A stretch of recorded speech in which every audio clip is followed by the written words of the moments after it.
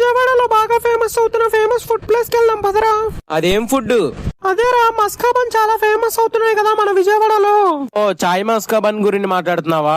సరే వెళ్దాం పద. వ్యూవర్స్ మీ అందరికి నమస్తే. ఈ రోజు అయితే మేము చాయ్ మస్కాబన్ ట్రై చేయడానికి హెచ్ఎస్ టేస్టీ వాళ్ళ చాయ్ మస్కాబన్ దగ్గరికి అయితే వెళ్ళిపోయాం. వీళ్ళ దగ్గర maska bun starting just 19 rupees, mini maska bun just 19 rupees, large maska bun just 29 rupees. విజయవాడలో చాలా మస్కాబన్ స్టాల్స్ ఉన్నాయి, కానీ మేము వీళ్ళ దగ్గరికి ఎందుకు వెళ్ళాం అనుకుంటున్నారా?